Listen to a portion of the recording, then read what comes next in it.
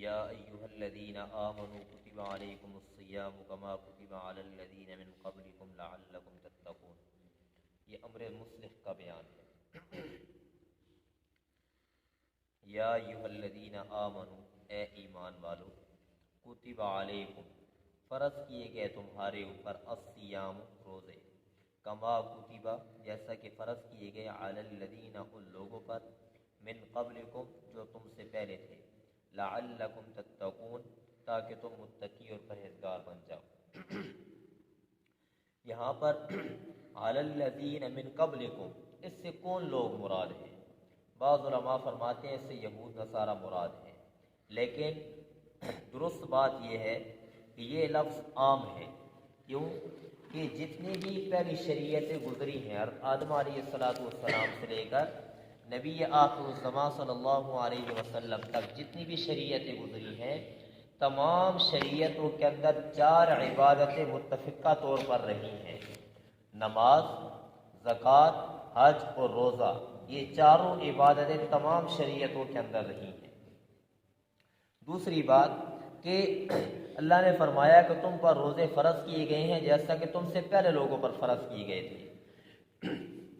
تو ہمارے سے پہلے لوگوں پر جو روزے فرض کیے گئے، تو یہ جو اللہ نے بیان فرمایا کہ جیسے ان پر فرض کیے گئے تمہارے اوپر فرض کیے گئے ہیں، تو یہ اس انداز سے نہیں ہے کہ جتنے روزے تمہارے اوپر فرض ہیں یا جس انداز سے تمہارے اوپر فرض ہے اسی انداز سے پہلے لوگوں پر فرض ہے، یہ مطلب نہیں ہے، بلکہ مطلقاً فرضیت مراد ہے کہ جس طریقے سے تم پر فرض ہے اس طریقے سے ان پر بھی فرض ہے. نفس وجوب مراد ہے. ایام معدودات، دن ہیں گنے چنے. فمن کان منکم مریضا، یہ یسر اول ہے، پہلی آسانی کا اللہ ذکر فرما رہے ہیں. فمن کانا، پس وہ شخص جو ہو، منکم تم میں سے، مریضاً بیمار، او علی سفر، یا شرعی سفر پر ہو، مسافر ہو، فعدتن، پس گنتی پوری کرے، من ایام اخر، دوسرے دنوں سے وہ اس گنتی کو پورا کر لے. اب یہاں پر یہ جو مریض کا لفظ ہے، تو مریض 2 قسم ہوتے ہیں. ایک ہے جو مستقل مریض ہیں، اور ایک وہ ہے کہ جو مستقل مریض نہیں ہے بلکہ ان کے اوپر بخار آ گیا یا کسی اور وجہ سے وہ فی الحال روزہ رکھنے سے معذور ہو گئے، اور پھر جب وہ تندرست ہو گئے تو پھر وہ روزہ رکھ سکتے ہیں. یہ دائمی مریض نہیں ہے. تو دائمی مریض کا حکم اور ہے، اور جو عارضی مریض ہے اس کا حکم اور ہے. جو دائمی مریض ہے، مثال کے طور پر بعض شوگر کے مریض ایسے ہوتے ہیں کہ جو بالکل روزہ نہیں رکھ پاتے، یا بعض دل کی بیماریوں کے مریض ایسے ہوتے ہیں جن کے دل کا پریشر ہو چکا ہوتا ہے، تو ان کے لیے روزہ رکھنا مشکل ہوتا ہے. تو اس طرح کے جو مریض ہیں، دائمی مریض ہیں، تو اگر وہ روزہ نہیں رکھ پاتے تو ان کے لیے گنجائش ہے. اور جو عارضی مریض ہوتے ہیں، کسی کو جو بخار آ گیا، نظر آ گیا، اور وقتی طور پر وہ روزہ رکھنے سے معذور ہو گئے ہیں، تو ان کے لیے حکم یہ ہے کہ فی الحال تو وہ روزہ چھوڑ سکتے ہیں اگر وہ روزہ نہیں رکھ پاتے، لیکن جب وہ تندرست ہوں گے تو تندرست ہو جانے کے بعد دوبارہ اس روزے کی قضا کریں گے. او علی سفر، یا جو بندہ شرعی مسافر ہے. شرعی مسافر 48 میل کی مسافت کی بقدر جو سفر کر رہا ہے تو یہ شرعی مسافر ہے، تو وہ آدمی بھی روزہ چھوڑ سکتا ہے. وعلی الذین یطیقونہ، یہ دوسرے جو آسانی کا بیان ہے.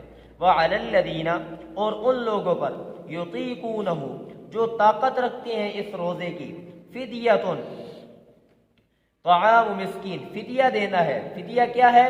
طعام مسکین، کھانا کھلانا ہے ایک مسکین کو کھانا کھلانا، یہ فدیہ وہ دیں گے. فمن تطوع خیرا، پس وہ شخص جو دے خوشی سے زیادہ کرے، فہو خیر اللہ، پس وہ بہتر ہے اس کے لیے. وان تصوموا، یہ افضلیت کا بیان ہے، اور تمہارا روزہ رکھنا بہتر ہے تمہارے لیے اگر تم جانو. کیا؟ اگر تم روزے کی فضیلت کو جانتے ہو تو پھر تمہارے لیے روزہ رکھنا یہ زیادہ بہتر ہے. اب یہ جو پیچھے آیت آئی ہے نا، وعلی الذین یطیقونہ فدیۃ طعام مسکین، اس کا جو میں نے معنی کیا ہے کہ جو طاقت رکھتے ہیں، اور یہ آیت ابتدائی اسلام کے متعلق۔ ابتدائی اسلام کے اندر چونکہ روزہ فرض اس انداز سے ہوا تھا کہ مغرب سے لے کر عشاء کے درمیان، مغرب سے عشاء کے درمیان یہ صرف اتنا وقت انسان کھا بھی سکتا تھا، اور پھر اس کے بعد اگر عشاء کی نماز پڑھ لی یا انسان کی آنکھ لگ گئی، اس وقت کسی آدمی کی آنکھ لگ گئی، سو گیا، تو روزہ نئے سرے سے پھر شروع ہو جاتا تھا۔ تو یہ اتنا لمبا روزہ تھا، پورا دن پوری رات یہ روزہ تھا۔ تو اس وقت کے لیے حکم تھا کہ جو بندے طاقت رکھتے ہیں لیکن ان کا دل نہیں چاہتا تو ٹھیک ہے، وہ روزہ نہ رکھے، اس کے بدلے وہ فدیہ دے دے۔ اس وجہ سے متقدمین حضرات فرماتے ہیں کہ یہ آیت منسوخ ہے، وہ فرماتے ہیں کہ یہ آیت منسوخ ہے، کیونکہ آگے حکم آ گیا فمن شہد منکم الشہر فلیصم، اگر یہ آیت کے اندر حکم آ رہا ہے اس اعتبار سے اب یہ آیت منسوخ ہے۔ لیکن متاخرین فرماتے ہیں نہیں، یہ آیت منسوخ نہیں ہے، یہ آیت منسوخ نہیں ہے، بلکہ یہ حکم ہے۔